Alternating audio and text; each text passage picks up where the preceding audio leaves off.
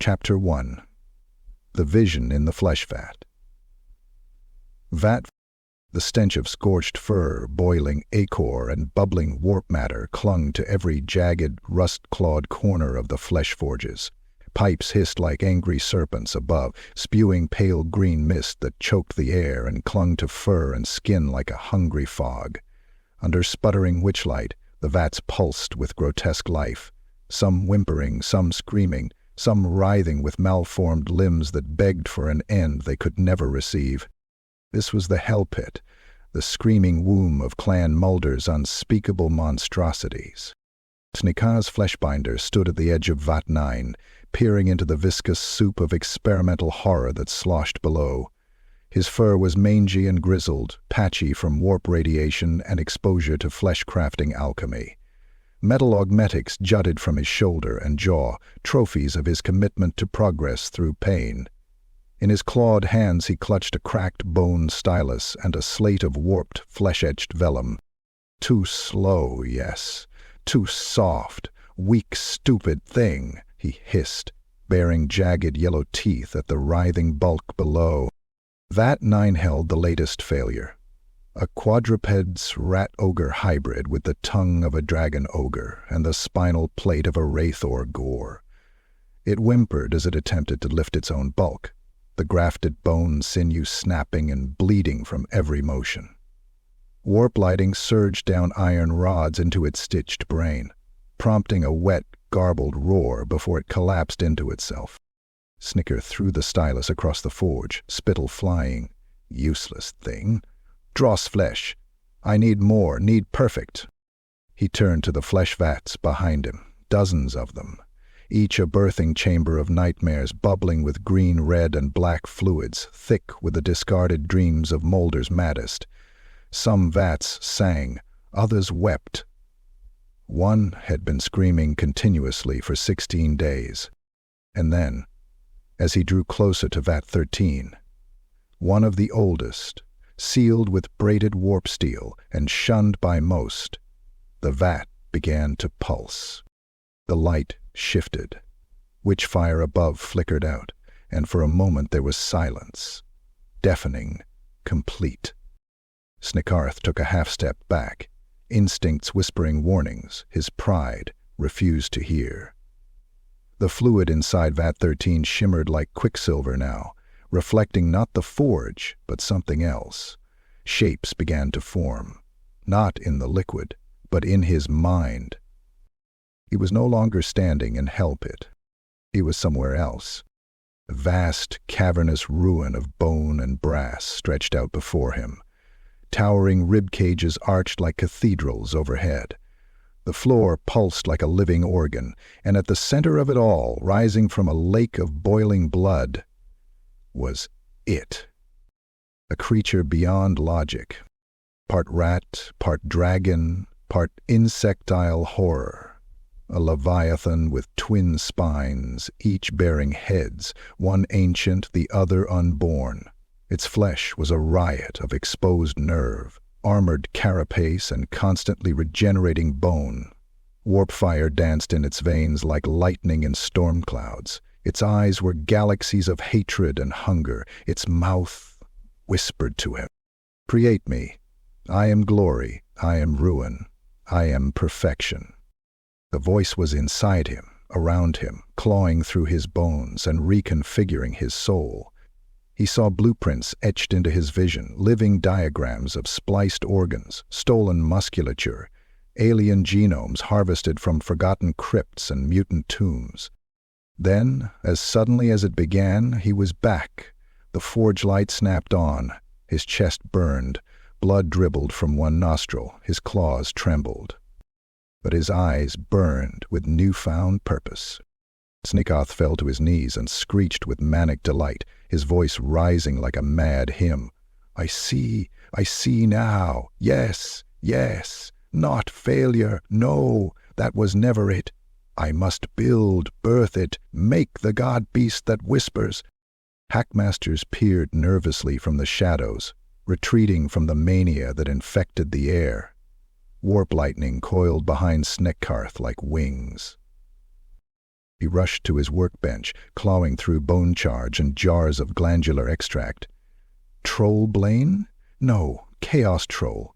Femur eyes. Manticore lung sacs? Yes, yes. It must speak. It must think.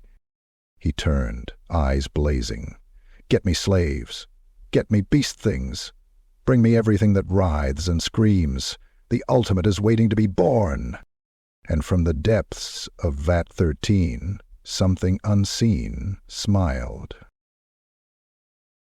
Chapter 2. Trials of Mutation. The shriek of steel on bone echoed through the lower vat halls like a mourning wail. Down where the warp light dimmed to a sickly throb and the pipes wept blood-colored brine, Master Moulder Snikkarth toiled in secret.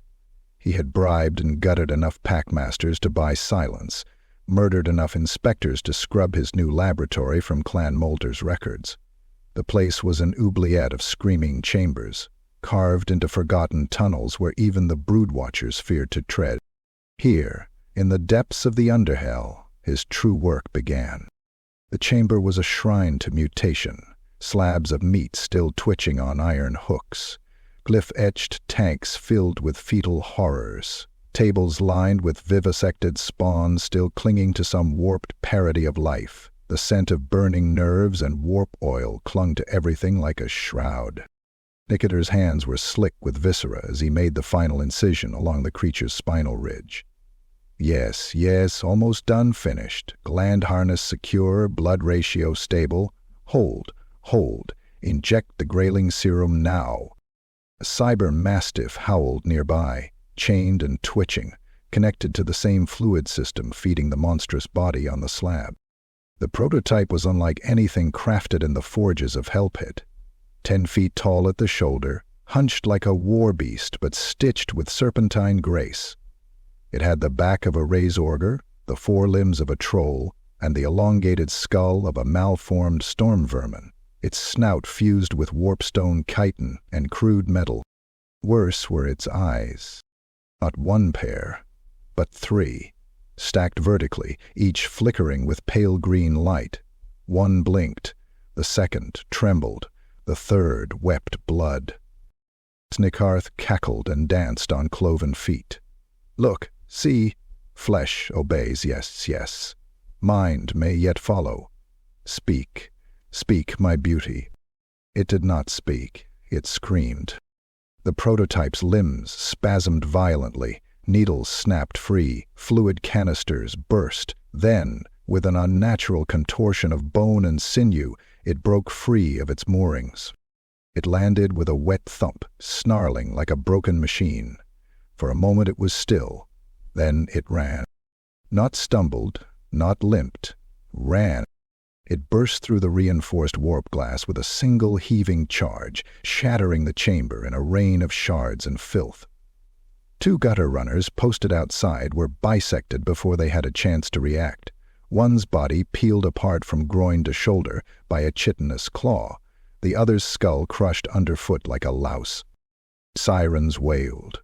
Warp gas vents sealed. The underchambers came alive with red runes and frenzied squeaks. Snikkarth watched it flee with wide, shaking eyes. No, not yet, too soon. You break run before wisdom is grown. Yes, stop. He scrambled to his arcane relay, spitting commands into the glyph-bound control matrix. Across the sector, slave herders and lab techs scrambled to intercept the beast, but it was too fast. In under 10 minutes, it had climbed through the slag chutes, slaughtered 6 scribe rats, and torn its way into the Bonevat Quarter, where several lesser breeding pits operated in ignorance of the terror now among them. The rampage was not clean. Snikkarth's creation dismembered a raft ogre with its bare claws, shoving the exposed spinal column into its own torso as though trying to upgrade itself mid-battle. When 3 packmasters descended on it with voltage whips and explosive leashes, the beast responded by vomiting a jet of liquefied warp acid. Their skin melted, sloughing off in gurgling sheets of agony before their bones collapsed into twitching heaps. One Skaven slave was found minutes later gibbering in a corner, blind and mad, clutching the remains of his own entrails.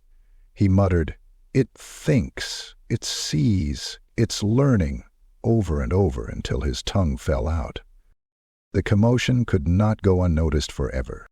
Word spread like disease, first to the Grey Seer intermediaries, then to the rival Master Moulders who had long viewed Snikkarth with venomous suspicion. One of them, Scrat Spine-Cleaver, watched the destruction unfold from the bone balcony above, his one remaining eye twitching with greed. Too long, too clever, not sanctioned, not reported, illegal. Already he sent whispers down the corridors of power, letters bound to blood gnawers, secret missives to the Council of 13's lesser agents. The words heresy, abomination, and unauthorized creation were scratched into scrolls with blades, not ink. Snikkarth, meanwhile, hunted his escaped creation alone. He moved through corridors thick with steam and blood, ears twitching at every distant screech. He found only ruin, a chamber flensed of all life, another filled with rats impaled on their own bones. Finally, in the echo hatchery, he found the trail's end. The beast was there. It had stopped, curled into a fetal mass among the shattered birthing pods. Around it, the remains of an entire breeding cycle. A dozen malformed stillbirths and failed mutations were arranged. Ritualistically, Snikkarth's breath caught. No, not just instinct. Pattern. The creature looked at him, all three eyes, and then, with a hiss of disappointment, it fled again. Snikkarth fell to his knees, breath ragged, heart pounding with terror and delight. It was not a failure. It was becoming. Chapter 3. Forbidden Flesh. Snikkarth's claws tapped incessantly against the rusted metal of his work desk, each click echoing like a countdown. All around him, the chamber seethed with fumes and flickering green flame. Strange diagrams danced on rune-scorched parchment, depictions of bone fusion rituals, hybridization patterns, and neural splicing techniques stolen from dissected chaos spawn. But it wasn't enough. Not nearly enough. He had scraped the marrow from thousands of Clan Moulder's monstrosities. He'd torn flesh from rat ogres, flayed storm vermin, and fused warp-fire glands from globadiers directly into the spines of half-grown mutants. Yet still, the result was insufficient. The escape prototype had revealed a flaw. Skaven flesh was too limited. If he wanted to birth the god-beast he'd seen in Vat 13's vision, he needed new meat. Flesh steeped in chaos, blood laced with madness, sinew tempered by centuries of mutation. The answer lay above.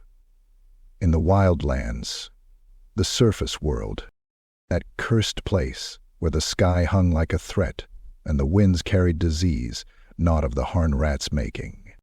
He needed guidance, and for that he needed a Grey Seer. Snikkarth's tunnel creep to Grey Seer Zirich's sanctum was long and perilous, twisting through collapsed underways and web-choked bone ducts where the dead whispered in toothless groans. Zirich was not a seer easily bribed, nor one who tolerated Moulders poking around his arcane archives. But Snikkarth came bearing gifts and threats. In his warp steel case were 5 sealed canisters of distilled mental anguish, siphoned from screaming vat spawn over a period of 72 hours. Powerful fuel for any ritualist, and in his mind, the unspoken truth, if the seer refused him, he would be the next subject in Snikkarth's surgical menagerie. The meeting took place in a chamber carved from warped obsidian, the floor a living skin that pulsed underfoot. Zard perched upon a spine throne, his robes twitching with lice, his third eye blinking slowly in the center of his matted brow. Snikkarth bowed low, claws twitching. Maps, forgotten places, beast warrens, spawn hollows, troll nests. I need access. The seer studied him, his fangs clicking thoughtfully. Fool Moulder smells of blasphemy. Dangerous, dangerous, but generous, foolish generous. He sniffed the air, then snatched the canisters with blinding speed, giggling as they hissed and moaned in his hands. Go then, die then. Ziricht crooned, casting down a single scroll bound in stitched eyelids. Paths forbidden, not known, not safe. Snikkarth snatched it greedily, not noticing the shadows twitching behind the seer's throne. With the maps decoded and his expedition assembled, Snikkarth's convoy of packmasters, mutant rat hulks, and chemically lobotomized slaves began their ascent through the forgotten roots of the World's Edge Mountains. The tunnels grew colder, wider, and more wrong the closer they got to the surface. Eventually, they breached the veil, emerging into a storm-choked night of freezing rain and distant howls. Above ground, the surface. Snikkarth recoiled at the raw air, clutching his mask tighter as he scanned the horizon. They stood at the edge of a rotting woodland choked with moss and chaos taint. "The screaming glade," whispered one of the packmasters. "Beast things roam here, and worse." That very night, they encountered their first prize. A hunting pack of beastmen, ungors and a single twisted gore with the head of a serpent, descended on the Skaven like wolves on meat. But Snikkarth was ready. He barked a command, and the rat hulks surged forward, each one howling with pain and joy. One beastman was smashed into pulp with a warp-clawed punch, his torso folding inward like wet parchment. Another was ripped in half, his entrails flung through the trees like party streamers. Snikkarth personally incapacitated the gore leader, unleashing a web of lashing scalpels from his mechanical wrist and carving the creature's legs from beneath him in one fluid motion. The gore's screams were short-lived. Snikkarth shoved a mutagenic injector into his neck and watched his flesh begin to bubble. Hours later, the thing was still alive, but no longer recognizable. It had grown gills, extra joints, and a translucent carapace over half its skull. Perfect test material. The next few days were worse. They found a chaos-tainted troll in the swamp fens. It had grown 3 heads and vomited flies made of bone. It took 17 tranquilizer bolts and the sacrifice of 2 rat hulks to bring it down. Snikkarth carved its eyes out while it still breathed, recording every twitch in his scrolls. They discovered a ruined temple littered with deformed corpses, some beastmen, others unidentifiable. In the catacombs beneath, they unearthed a wombstone pulsating with life. Snikkarth cut it from the earth and took it whole. But something was watching. Something followed them from the second night. Tracks, symbols in blood, a howl that echoed without source. His packmasters grew paranoid. Slaves fled and were never seen again. Rat hulks turned on one another in violent fits of frenzy. Then, on the 4th night, Snikkarth awoke to find his lead packmaster nailed to a tree, still breathing, his mouth stuffed with beastman hooves. Above him was carved a message in Old World runes. "You defy the flesh will defy you." Snikkarth burned the corpse. Then he laughed. "You threaten me? You warn? No, you donate. You bleed give to greatness." They returned to the tunnels at dawn, dragging with them cages of writhing flesh, screeching horrors, and the harvested genes of monsters. Back to Hell Pit. Back to the vats, where the real work would begin. Chapter 4. Into the Underways. The descent into the Underways began beneath the cracked altar of a forgotten outpost, known only by its sigil, a leering rat skull gnawing its own tail. Snikkarth stood at the precipice of the deep chasm borehole with his augmetic claws twitching in anticipation. His convoy behind him, 4 rat ogres, 3 packmasters, a dozen gutter runners, and a string of slave beasts lashed together with barbed tendon rope, shifted with unease. They all smelled it. Death. The underways were not merely tunnels. They were the veins of the world, capillaries of rot, madness and ruin, ancient arteries carved by war, collapsed cities, and battles forgotten by history. Skaven claimed them, but they did not control them. No one did, not truly. "Move quick. Keep silent," Snikkarth rasped, adjusting the warp filters over his muzzle. "Things listen. Things hate hunt us." They plunged into darkness. For 2 days they crept through forgotten hollows, choked with corpse vines and ghost fungi. Their warp lanterns cast long, shivering shadows that danced across the bones of subterranean beasts long extinct. Twice they passed through zones thick with raw warpstone dust. The slaves bled from their eyes. One packmaster collapsed, convulsing as his bones turned to sponge. Snikkarth didn't stop. He simply marked it in his scrolls. Zone 13, viable mutation trigger, bone degradation at 30 seconds. By the 3rd night, they reached the Cavern of Screams. It was not named in metaphor. The Walshill wailed not constantly, but intermittently, a long, low, dirge-like wind through the throat of a dead god. Nobody knew why. Some said the rock remembered pain. Others said the screams came from beneath the stone. The gutter runners hesitated. One stepped too far from the group and vanished without sound. When they found him moments later, his skin had been peeled from his flesh in long, curling ribbons. His body was still warm. His expression was ecstatic. Snikkarth collected his jawbone and moved on. Their true trouble began in the warrens of Splintertooth. They crossed through an abandoned forge nexus once used by Clan Moulder. Massive rusted conduits jutted from the walls like broken arteries, still weeping coolant that hissed when it touched flesh. It was here that the rival Skaven struck.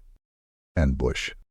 Dozens of feral Skaven surged from above, emaciated, wild-eyed things bearing the glyphs of the broken claw, a feral offshoot of Clan Moulder, exiled centuries ago. Their fur was patchy, their claws filed into weapons, and their tails braided with bone charms. They did not speak. They howled. The first gutter runner was torn apart before he could react, his throat slit, eyes gouged out, and tail nailed to a nearby wall. Another vanished into a pile of skittering limbs and snapping teeth. But Snikkarth's convoy responded like a wound snapping shut. Rat ogres bellowed and charged, their clawed fists swinging wide. One rat ogre caught 2 attackers in a single blow, their bodies bursting like overripe fruit against the stone. A packmaster loosed his lash, driving a slave beast into the enemy. The creature, a malformed Gorat hybrid, detonated upon contact, showering the corridor in burning gore. Snicker activated his arm-mounted shredder, the whirring blades singing as they carved through the ribcage of a charging savage. Kill, slaughter all, leave none, feed the vats with their bones. But the broken claw were many and desperate. They swarmed, biting and clawing, dragging down one of the rat ogres under a tide of hunger. The beast screeched and thrashed, only to be overwhelmed and torn open from groin to gullet. Snikkarth snarled, leaping atop a fallen pipe. From his belt he unleashed a volatile canister, flesh fire. The weapon cracked open with a piercing shriek. A green inferno roared outward, consuming a dozen enemy Skaven in seconds. The flames didn't merely burn, they rewrote. Flesh bubbled, rewired, and imploded, transforming bodies into twitching sculptures of bone and slime. The enemy routed. What few survived fled into the black, dragging their wounded and whispering curses. Snikkarth stood amidst the carnage, blood dripping from his muzzle, his eyes blazing. "Bring the bodies, all of them. I want spinal cores, glandules, claw flesh, even the unburned ones. Harvest, harvest." His packmasters obeyed, piling corpses like offerings. The air reeked of burning nerve tissue and melted cartilage. They pressed onward. The underways widened and twisted. The walls became slick with condensation and veins of strange green crystal. They passed the ruins of an ancient temple where eyeless lizard things watched from cracks in the ceiling. One slave dropped his torch and was torn upward, vanishing into the dark with only a single gulp. Another day passed. Then another. They found signs of old battles, skeletons embedded in the walls, claw marks carved into stone. One chamber was filled entirely with skulls, each engraved with the rune for silence. Snikkarth collected 3 for study.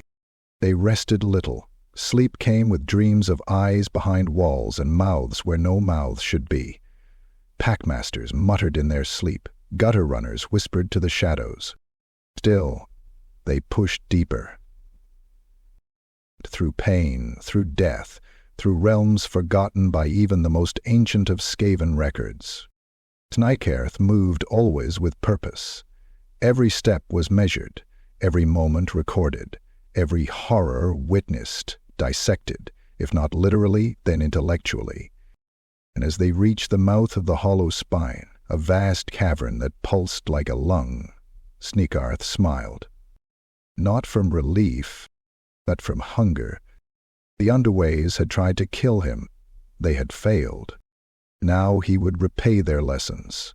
In blood. In flesh. In creation.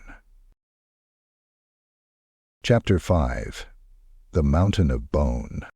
The gray mountains rose from the mist like the backs of colossal, long-dead beasts, their snow-draped ridges twisted with gnarled trees and black rock jutting through like shattered teeth. The cold gnawed at flesh and fur alike, but Snikkarth didn't feel it. Wrapped in a shroud of stitched scalps and warp-oil-stained leathers, he stared upward at the looming edifice before him, a mountain unlike the others. It was not gray. It was white, white with bone. The jagged peak was layered in calcified remains, rib cages the size of siege towers, vertebrae spiraling up like a staircase to the gods, and tusks longer than warp lightning cannons. The locals called it Ghoulhorn. Snikkarth called it opportunity. According to the Grey Seer's scrolls, the mountain had been home to a coven of chaos trolls long forgotten by the world. Mutated things. Ancient, unstable, regenerating without control. Flesh that evolved with pain. Meat that remembered. Perfect seed stock. The ascent was hellish. Each step through the marrow-caked ravines was greeted with howling winds and the stink of old, rotting nightmares. Their convoy had thinned. One rat ogre lost to madness after gazing into a pit of writhing maggot light. 2 gutter runners flayed by wind that screamed their names before slicing them into strips. Now only 1 rat ogre remained, Scarblight, a metal-jawed monstrosity whose spine was grafted with pain injectors to keep him focused. They reached the lair at twilight, its entrance a hollow mouth framed by the shattered skull of something prehistoric. Inside, darkness swallowed the world in a suffocating hush. Snikkarth's nose twitched. Blood, feces, rotten warp meat. Prepare traps, bait, lure. No mistakes, yes, yes, he snapped to his packmasters. They obeyed swiftly, rigging war wire snares and flensing hooks to the cavern ceiling, while slaves were drugged with pain stimulants and rolled forward like squealing barrels of meat. The bait didn't last long.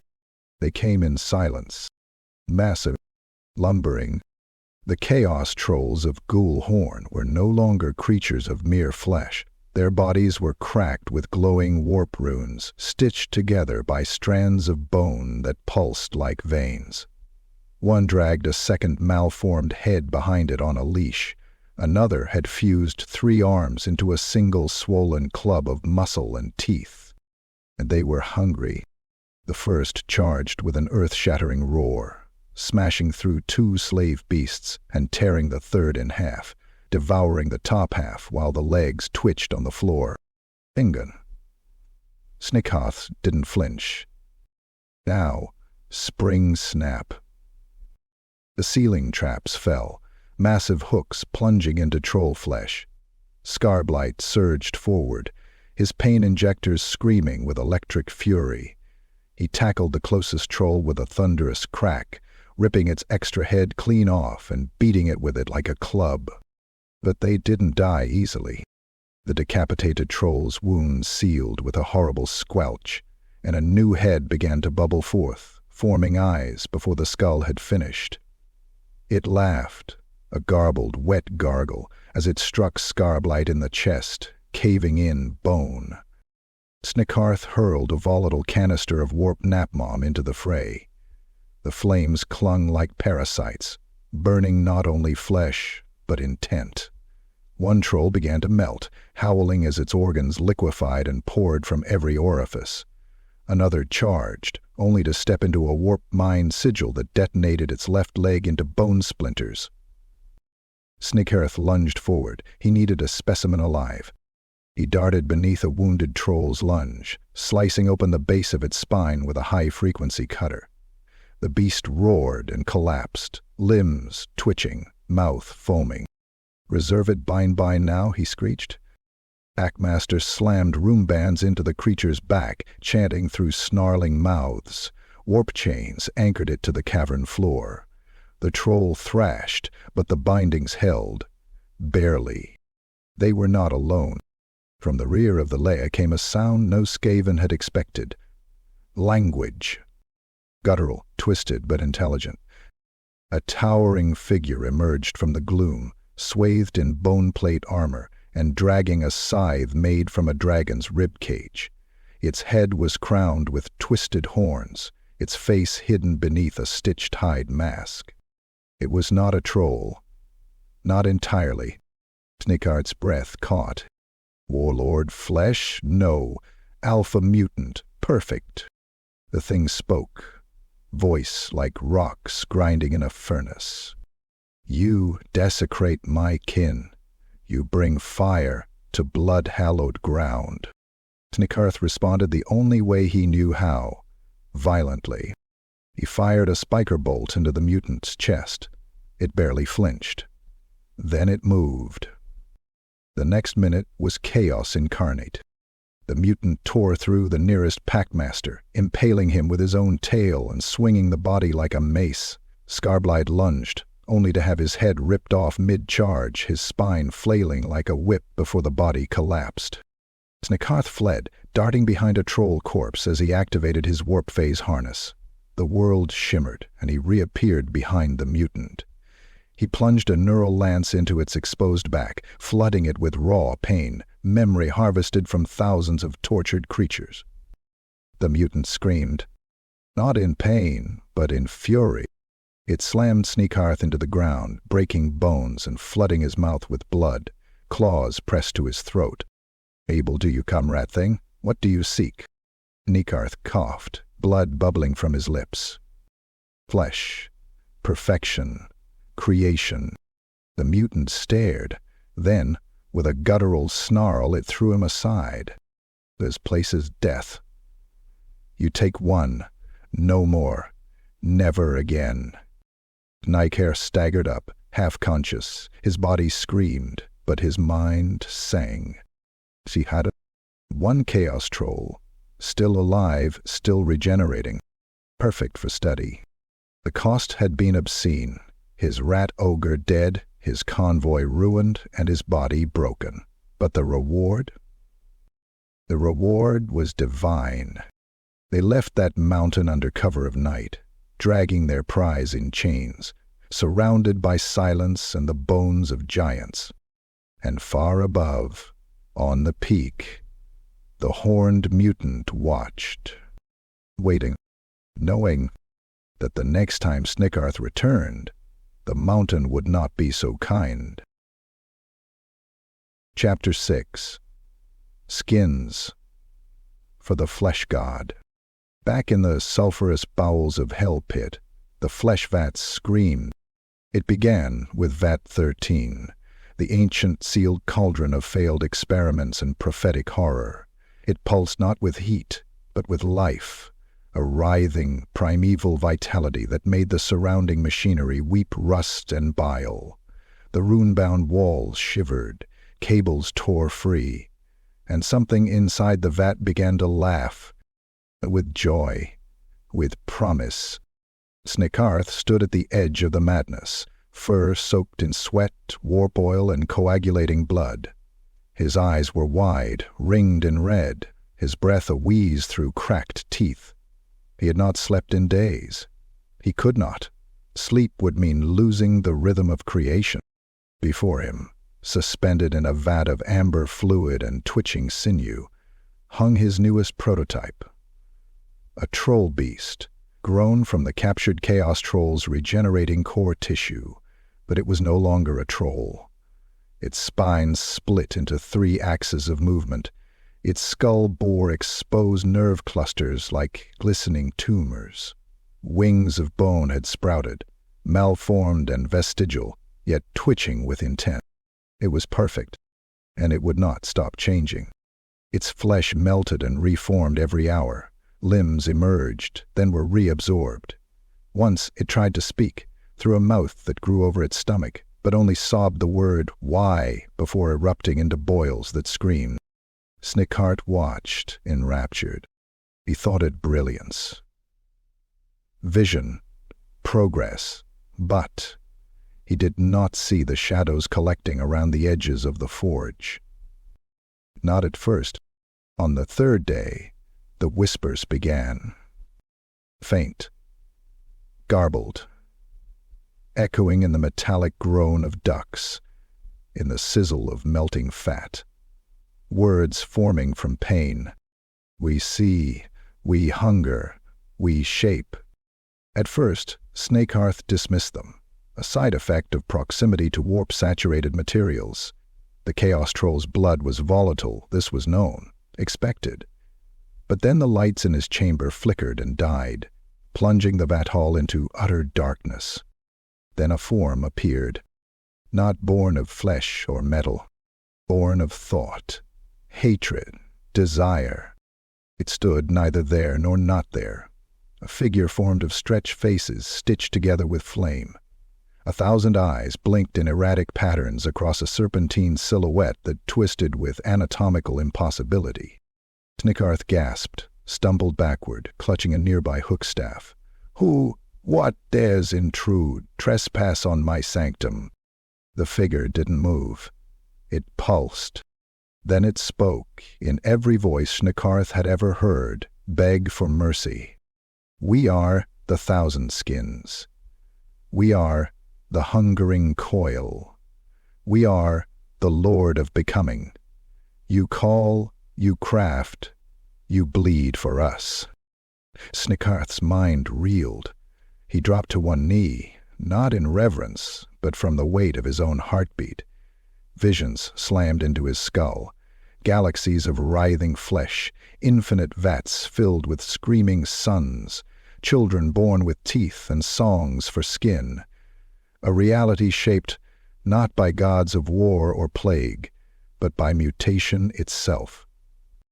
He understood then he had not been alone, not in Vat 13, not during his visions.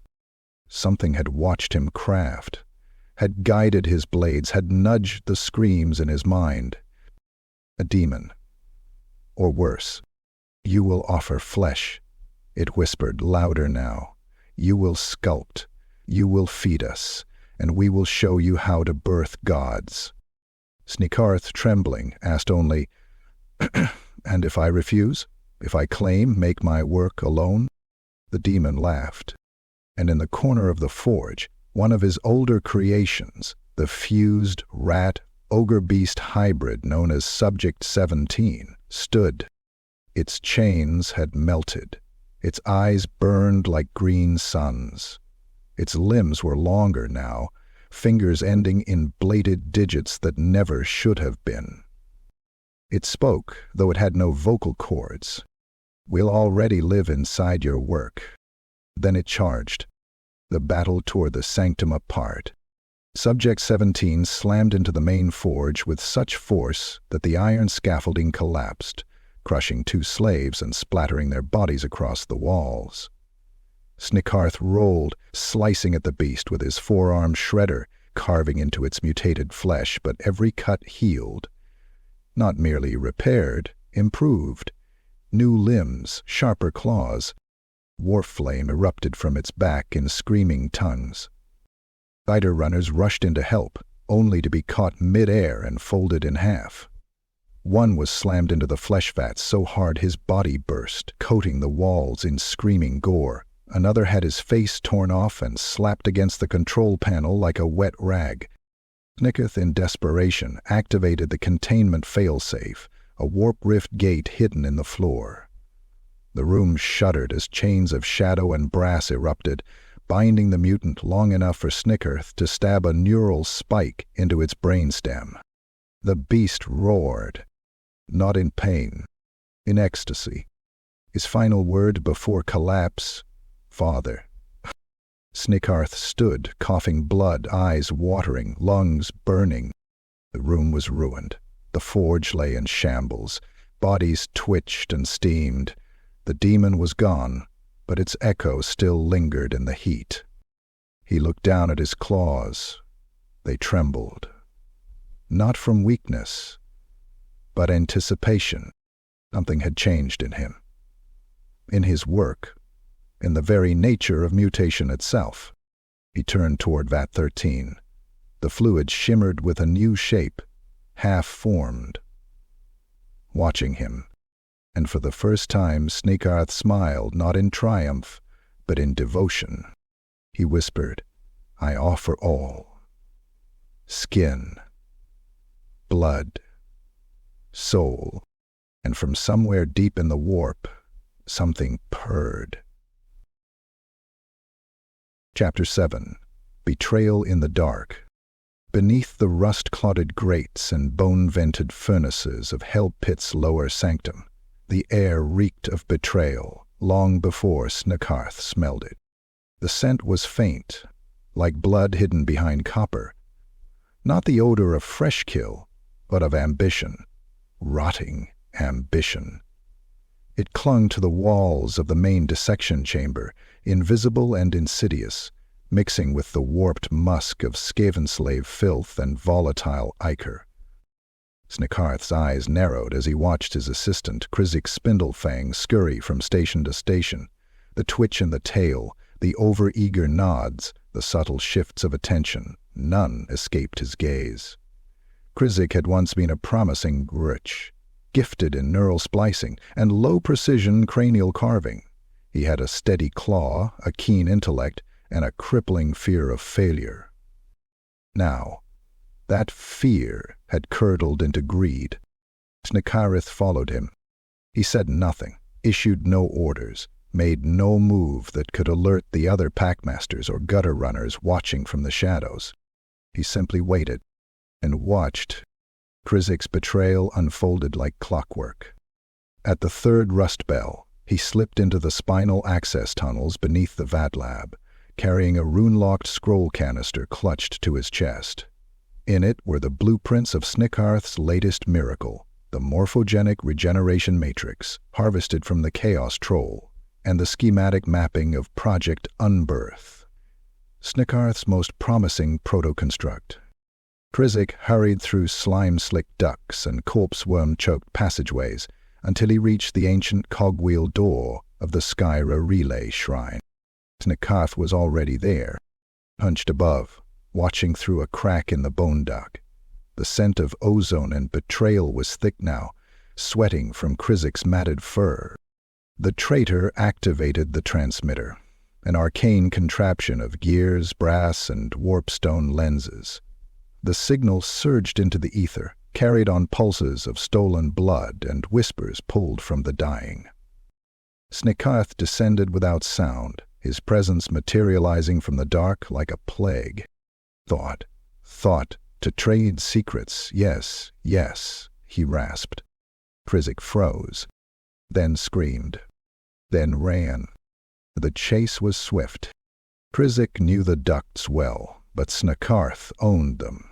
Every tunnel, every latch and pressure plate, every gas choke vent and skin wall passage had been designed for utility and execution. He activated a gas vent, flushing Krizik's escape path with warp-choked fog. The assistant staggered, coughed, and tripped into a vat, rune-containing vatlings still gestating without spines. Snikkarth dropped from the ceiling, claws clicking together. Krizik the thief. Krizik the traitor.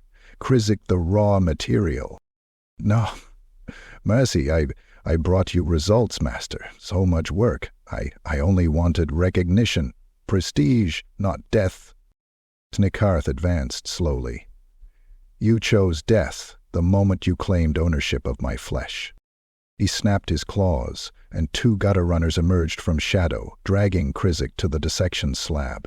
He screamed, thrashed, bit, but the slab was lined with bone hooks that pierced his wrists, ankles, even the base of his tail. Snikkarth approached the trembling rat, tools humming to life from his wrist, needles, saws, extractors, all honed for exquisite precision. I had hoped you would offer more, but this will be enough. The procedure lasted 6 hours. He began with the eyes, extracting them intact, submerging them in soul preservative to retain memory. Krizik sobbed without voice, his throat too hoarse from screaming. Snikkarth peeled back the scalp with a spiral incision, exposing the brain pan. He didn't remove it, not yet. Instead, he stimulated it with warp current while cataloging every fear Krizik experienced in real time, transcribing it into a litany of emotional pulses to feed the next neural interface system. Then the ribs, pried open with hook staves, one by one. He replaced them with chitin from a failed beetle-rat hybrid and recorded how Krizik's twitching increased with every insertion. The spine came next. Not removed, no. Refined. Rewired. A microstimulant line was threaded through each vertebrae, transforming Krizik's body into a living, breathing pain sensor array. Then came the finale. Snikkarth installed a warpstone resonance prism into Krizik's chest cavity, binding his soul, what remained of it, into a perpetual loop of feedback suffering. His body was placed into a half-stasis tank, suspended in bile syrup and black ichor. Alive, undying, thinking. The ultimate warning. The next day, Snikkarth summoned his inner circle. He led them into the central chamber, where Krizik's half-living form floated in silence. A single rune burned across his chest. Traitor. Let all see, Snikkarth hissed, voice magnified through the flesh amplifiers above. Let all know. What is mine is mine.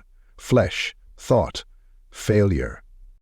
One packmaster asked, What purpose now, master? What use for him? Snikkarth smiled. His neural suffering is exquisite. I have mapped it. His fear screams now serve as alarm tones for the inner sanctum. His brain patterns will be harvested hourly to improve our pain encoding protocols. He turned away, already thinking of the next phase. Betrayal is useful, so long as it bleeds. And in the tank, Krizik wept. Silent, eternal. Chapter 8. The Brooding Spire. It's loomed like a wound in the world. The brooding spire pierced the poisoned sky of the border princes like the rib of a god-beast, rising crooked and jagged from the heart of a scarred moor. The land around it was wrong. Trees gnarled into screaming shapes, soil that pulsed faintly with unnatural heat, rivers of rust-colored water choked with dead frogs and eyeless fish. Snikkarth stood at the edge of this cursed place, flanked by a new vanguard, half-finished vat things stitched for strength and loyalty. Their limbs twitched independently. Some breathed from holes in their shoulders. Others made no sound at all. The air was thick with the taste of old blood and distant thunder. The rumors had been clear. Something ancient slept in the brooding spire. Something born during the time of 3 emperors, when chaos did not merely touch the world, it drowned it. Not a demon, not a man, a beast, twisted flesh, imbued with a soul forged from hatred and hunger. Arfit. Their journey across the moor was a slow descent into lunacy. Warp light flickered unnaturally across the skies. The wind carried voices, mocking, whispering in Skaven and in tongues older still. The deeper they went, the more the landscape rebelled. 3 packmasters gouged out their own eyes after staring too long at a mirror-still pond. Another walked into a nest of barbed grass that sliced his body into wet ribbons with 100 cuts in seconds. Snikkarth ignored their suffering.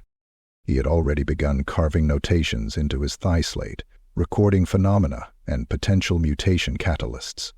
Field note: sentient fog, cause of hallucination or ambient warp fluctuation?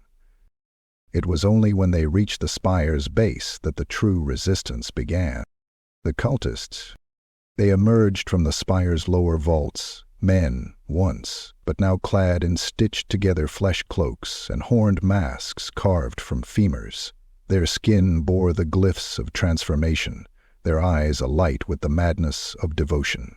Some had extra mouths stitched across their stomachs. One bore a child's arm growing from his throat. They stood in silent lines, blocking the broken archway that led within. Snikkarth stepped forward. He extended his claws, still slick with the brain matter of a failed vatling. "Move, or be useful." The cultists didn't speak. They sang. A low, droning hum, like the moan of dying earth. As one, they raised rusted sickles, bone spears, hooked chains. So Snikkarth unleashed his creations. The vat things moved with explosive violence, teeth gnashing, claws rending. One cultist had his spine pulled from his mouth in a single motion. Another tried to cast a protective ward, only for a rat beast to hurl a sharpened rib through his heart before he finished the chant. But they were many. Snikkarth found himself surrounded, cornered between jagged stones and bodies twitching on the ground. One cultist lunged, a screaming warblade made from melted bronze in hand. Snikkarth's tail lashed out, catching the man in the knee and shattering it with a wet crunch.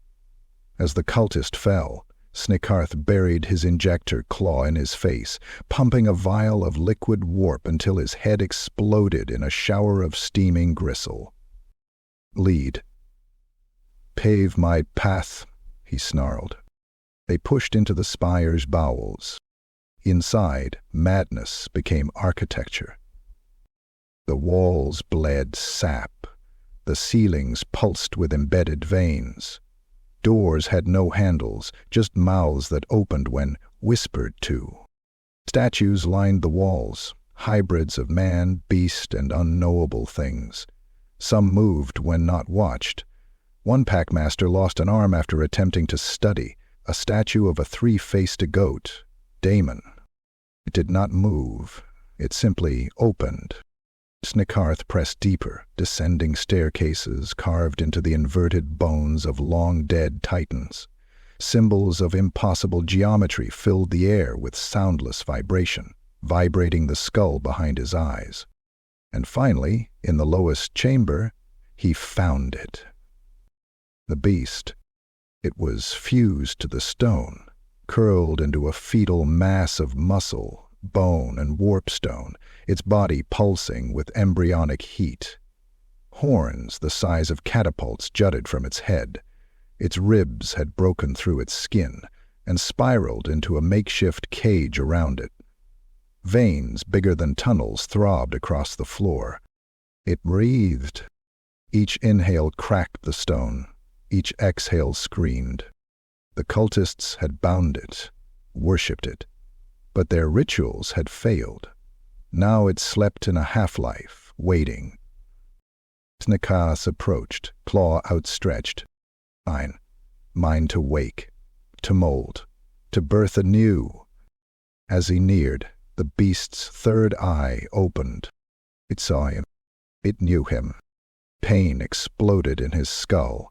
Visions of the end flooded his mind, cities devoured by flesh, sky torn by bone dragons, oceans boiling with veins. He screamed, tearing at his face. And then it spoke, not with voice, but through every drop of blood in his body. "I remember you, Shaper. You will." Snikkarth collapsed, spasming on the floor, vomiting warp-black bile. He had no memory of this thing, no creation, no origin, and yet it was his, a rejected creation, from another timeline, a failed experiment that had never been born, yet persisted. The brooding spire was its womb. Snikkarth rose, trembling, half laughing, half sobbing. "I will fix you," he whispered. "I will make you right." The beast closed its eye. Snikkarth summoned his remaining creatures. "Prepare the extraction rig. Hollow this tomb. Break it free. We carry the god-beast home." As they began, the walls wept blood, and far above, the sky cracked with laughter. Chapter 9. Flesh Unbound. Helpage shook, not in fear, not from war, but from birth. The scream of steel rending sinew echoed through the inner sanctum of Snikkarth's lab as the colossal containment rig cracked open like a festering egg. Inside, suspended by chains of warp iron and etched bone, lay the centerpiece of his life's work, Flesh-Zar, the god-construct of bone, rage, and rebirth. Every inch of its massive frame was crafted with purpose. The spine, a fusion of warpstone-tempered troll cartilage and bound demon vertebrae, arched like a war scythe. The limbs, thick as siege towers, ended in hands formed not of fingers, but of bladed tongues, each capable of slicing through steel or burrowing into living matter. The chest cavity held a thrumming core of raw warp flesh, beating in pulses that sent shock waves across the chamber. The head, if it could be called such, was faceless, an ever-shifting mass of eyes and mouths, forming, then melting, crying, then laughing. At the heart of its cranium, embedded with pain-reactive synapse threads, was the third eye of the beast from the brooding spire, its sentient, dreaming center. Snikkarth stood below it, arms raised, robes splattered with gore, eyes shining like green coals. "My Flesh-Zar, my perfection born, you are culmination, you are storm and judgment and dominion." Packmasters chanted, slaves screamed, and the lab techs wept blood from the overwhelming psychic pressure. The entire forge crackled with warp energy as Snikkarth prepared the final activation sequence. His claw hovered over the ignition rune. But before he touched it, the beast moved. Not a twitch, not a reflex. A decision. The third eye opened, and 1,000 runes across the containment sigil shattered. Alarms screeched as magnetic restraints burst apart in gouts of molten slag. Flesh-Zar tore itself free from the stasis cage, the chains flailing like dying serpents. Its body writhed with transformation, birthing new limbs from ruptured scars, its back splitting open to reveal wriggling tendrils tipped in bone hooks and fanged mouths. It landed with the weight of an earthquake, pulverizing the floor and rupturing several lesser vats. Mutated fluid sprayed into the air, mixing with warp fire and igniting an unnatural blaze that burned with colors no mortal had names for. Snikkarth reeled, shrieking, "No! Too soon! Not finished! Not complete!" But Flesh-Zar did not care. He remembered. The beast turned toward its creator, and in a voice that sounded like every scream Snikkarth had ever heard, it said, "You forgot. Me. The carnage was immediate. One of the rat ogres lunged, only to be grabbed mid-air and peeled, its body unfurling like a scroll, nerves unraveling in a line as long as the chamber itself. A packmaster screamed and fired a command bolt. Flesh-Zar caught it with a hand-mouth and bit it in half. The creature's chest burst open, revealing an altar-like cavity within. Bound organs, some mechanical, some ancient, some alive, emitted pulses of corrupted life. From it, tendrils shot forth and impaled two gutter runners to the walls, where they began to merge, screaming, with the surrounding stone. Snikkarth activated every failsafe. The lab flooded with neural disruptors, incendiary rune blades, and electropulse cages. Flesh-Zar absorbed it all. Its body rippled, adjusted, improved. Pain didn't cripple it, it evolved it. Kill it? Destroy it? Contain it? Snikkarth shrieked. But there was no containing it now. One packmaster, overcome with madness, ran forward shouting praise. The beast grabbed him gently, then shoved him into its own stomach-mouth, which sang as it digested him. Then Flesh-Zar turned to the central core of the sanctum, the heart of Snikkarth's operations. It punched into the control nucleus, shattering decades of data, genetic maps, and prototype schematics. The very walls screamed, coated in stolen soul glyphs. It fed on them. Then it paused. The third eye gazed at Snikkarth with absolute clarity. You made me to rule, so I shall. With a final wrenching roar, Flesh-Zar leapt, smashing through the ceiling, then another layer, then another. It rose through the forges of Hell Pit like a blade tearing through meat, leaving fire and collapse in its wake. Snikkarth lay on the floor, one leg broken, one arm spasming from psychic backlash. He stared upward, breath hitching, blood leaking from his eyes, nose, and ears. He had done it. He had birthed a god of flesh, rage, and memory, and it had remembered everything. Chapter 10. The Burgeoning Madness. Helpig bled. The great abominable cradle of Clan Moulder, once a buzzing hive of skittering labor and industrial horror, now echoed with shrieks and thunderous collapse. Towers that belched smoke and light now crumbled, their engines ruptured, vats upturned and disgorging mutant stew into tunnels. Flesh vats exploded, raining organs and bone. Electrified chains sparked in the open, lashing indiscriminately like angry serpents. And in the center of it all, Flesh-Zar stood. It had grown. No longer merely a towering monstrosity, it was a living catastrophe. Skin that no longer held shape, it folded and billowed like smoke-given mass. Wings of cartilage and muscle stretched from its back, flickering in and out of physical existence. Its legs split and reformed with every step. Every movement rewrote its anatomy. The third eye blazed in the storm of chaos. Whole regiments of packmasters fell trying to subdue it. Gutter runners simply vanished. Some melted into the floor. Others collapsed screaming as their flesh mutated into unspeakable things.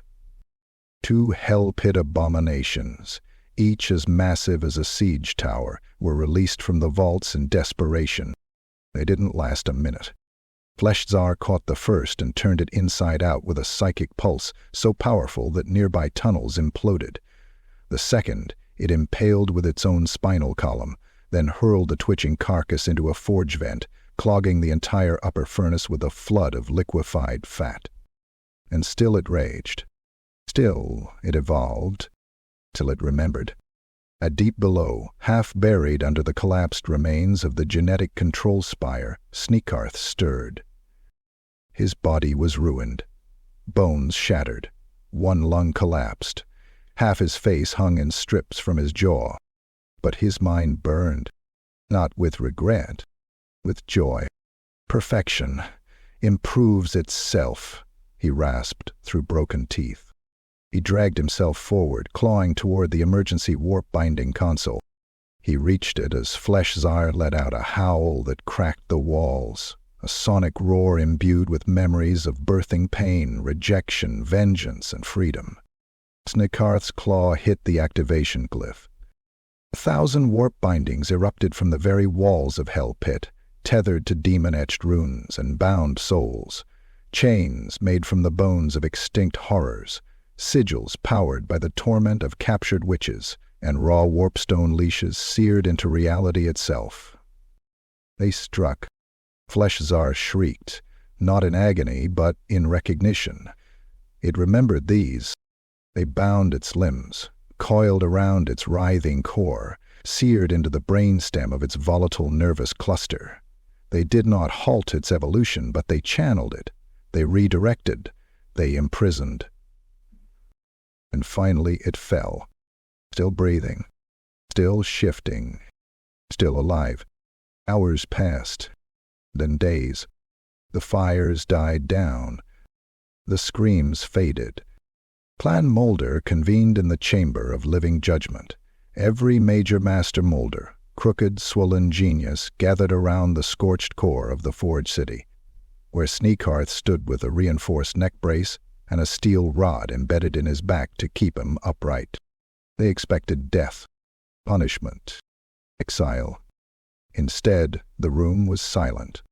Silent as they stared at the bound Flesh-Zar, locked inside a throne of bone and circuitry, surrounded by tortured rune creatures designed to soothe it with an endless loop of false lullabies. Then one of the elders spoke. "Live still?" Snikkarth grinned through blackened gums. "Yes. Yes. It learns. It adapts. It will breed." Another stepped forward. "You bound it alone?" "No," Snikkarth rasped. "I negotiated." They looked at each other, and then they nodded. The old laws were clear. Power justifies existence. Strength demands loyalty. Snikkarth was not condemned. He was elevated. Weeks later, in the new sanctum, Snikkarth walked alone between cages filled with failures and promises. One hybrid mewled through 3 mouths. Another tore its own skin, only to replace it with bark. A third screamed equations into the air using a language only machines understood. And at the center, floating in a birthing cradle made from void bone and stitched cosmos, a new prototype gestated. Smaller, faster, capable of reproduction. He whispered to it, "You will be the future. Not just terror, not just war, evolution unleashed." Behind him, in the holding chamber, Flesh-Zar shifted in its binding. Its third eye blinked once, twice, then smiled.